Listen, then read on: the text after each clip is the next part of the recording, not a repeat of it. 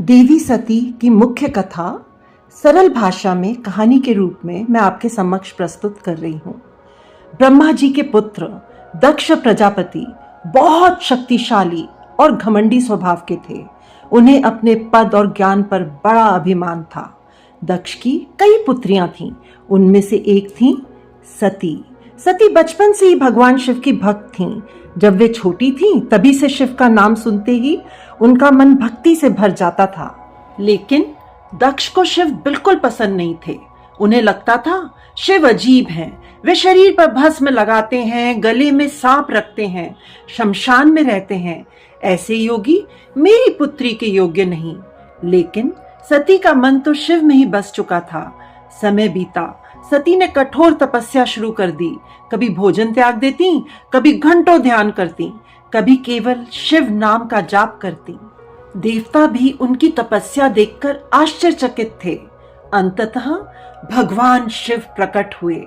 उन्होंने सती की भक्ति और प्रेम देखकर उन्हें पत्नी रूप में स्वीकार कर लिया। सती अत्यंत प्रसन्न हुई। देवताओं ने आनंद मनाया, लेकिन दक्ष के मन का अहंकार और क्रोध कम नहीं हुआ। एक दिन दक्ष ने एक बहुत बड़ा यज्ञ रखा। उन्होंने सभी देवताओं को बुलाया, लेकिन जानबूझकर शिव और सती को निमंत्रण नहीं भेजा। जब सती को यह पता चला, उनका मन दुखी हो गया। उन्होंने शिवजी से कहा, पिता के घर जाने के लिए निमंत्रण की क्या आवश्यकता? शिवजी शांत स्वर में बोले, जहां अपमान और अहंकार हो वहां जाना उचित नहीं।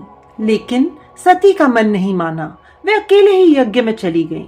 वहां पहुंचकर उन्होंने देखा सभी देवताओं का आदर हो रहा था, लेकिन शिवजी का कहीं सम्मान नहीं था। दक्ष ने सबके सामने शिवजी का अपमान करना शुरू कर दिया। सती का हृदय टूट गया। वे क्रोध और दुख से कांप उठीं। उन्होंने कहा, जिस शरीर को मैंने तुम्हारे घर में जन्म लेकर पाया, उसी शरीर के कारण आज मेरे स्वामी का अपमान हुआ है। मैं अब ये शरीर त्यागती हूँ। और योग अग्नि से उन्होंने स्वयं को भस्म कर लिया। पूरा यज्ञ स्थल कांप उठा। जब भगवान शिव को ये समाचार मिला, उनका क्रोध भयानक हो गया।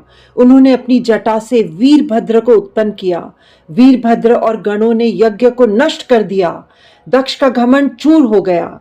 बाद में देवताओं के आग्रह पर शिवजी शांत हुए। उन्होंने दक्ष को जीवन दान भी दिया, लेकिन सती का वियोग शिवजी के हृदय में गहरा दर्द छोड़ गया।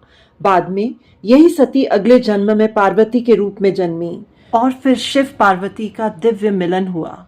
इस कथा की मुख्य शिक्षा अहंकार विनाश का कारण बनता है।